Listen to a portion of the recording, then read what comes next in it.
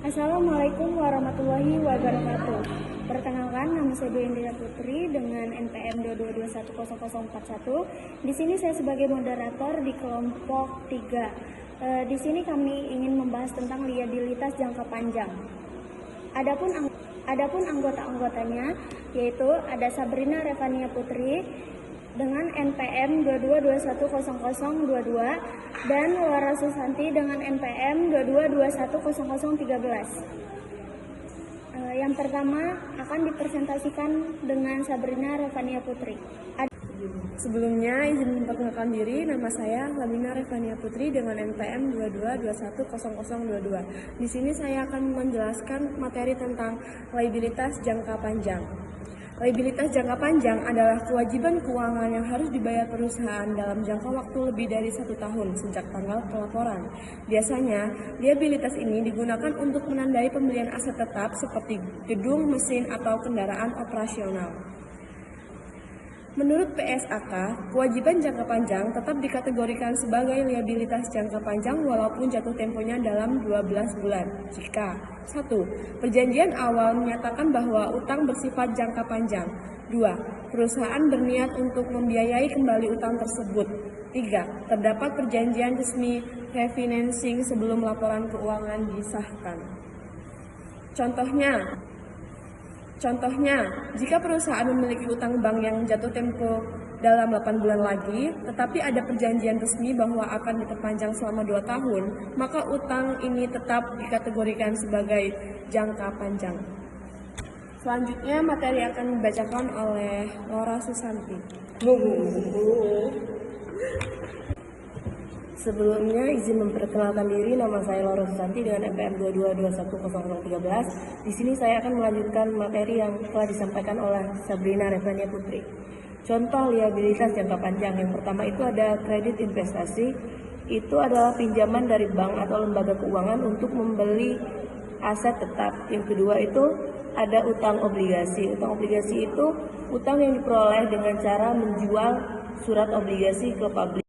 Yang ketiga itu ada wesel bayar. Wesel bayar adalah surat pernyataan dari debitur untuk membayar sejumlah tertentu pada waktu tertentu di masa depan dengan bunga.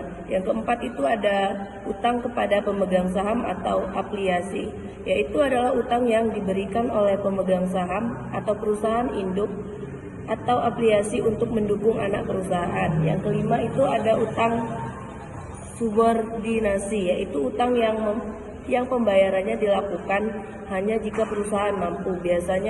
Biasanya itu dilakukan tanpa bunga dan bisa diubah menjadi modal saham. Yang keenam itu ada bridging loan, yaitu pinjaman sementara dengan bunga lebih tinggi digunakan sambil menunggu dana jangka panjang tersedia. Yang ketujuh itu ada utang leasing, yaitu merupakan kewajiban dari perjanjian sewa guna usaha, misalnya kapitalisasi atau sel atau. Tujuan audit dilakukan untuk memastikan bahwa yang pertama pengendalian internal memadai, yang kedua keseluruhan wajib dicatat dan detorisasi, yang ketiga itu kewajiban merupakan utang perusahaan, yang keempat ada falas dikonversiasikan ke rupiah, yang keenam itu ada biaya bunga dan amortisasi dicatat dengan tepat, yang ketujuh ada beban bunga benar-benar terjadi, yang kedelapan itu ada perjanjian kredit dipatuhi, dan yang kesembilan itu ada reklasifikasi utang jatuh tempo. Yang ke-10 itu ada penyajian dan pengungkapan sesuai SAK atau etap. Baik, di sini saya akan melanjutkan presentasi dengan materi prosedur pemeriksaan. Auditor biasanya akan yang pertama akan mengevaluasi pengendalian internal dengan mengecek apakah proses pencatatan dan persetujuan utang sesuai standar. Yang kedua di situ ada minta ringkasan perubahan utang dengan lihat perubahan dari awal hingga akhir tahun. Yang ketiga kirim konfirmasi ke bank dengan pastikan data kredit yang dicatat sesuai dengan informasi dari bank. Yang kelima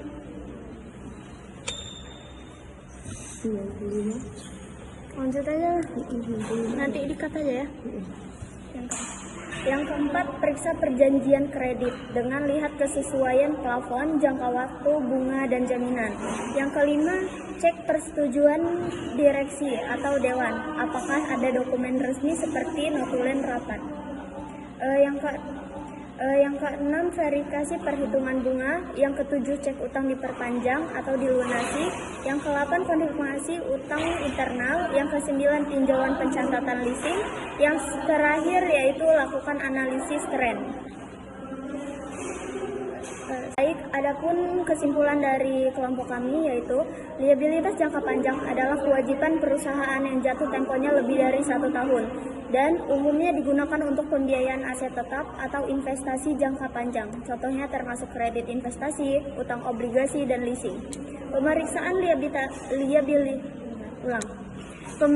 liabilitas ini bertujuan memastikan pencatatan yang akurat, kepatuhan terhadap perjanjian kredit, dan ulang. Guys, bentar lagi guys. Nyampe mana nih? Pemeriksaan liabilitas ini bertujuan memastikan pencatatan yang akurat, kepatuhan terhadap perjanjian kredit, dan pengungkapan sesuai standar akuntansi.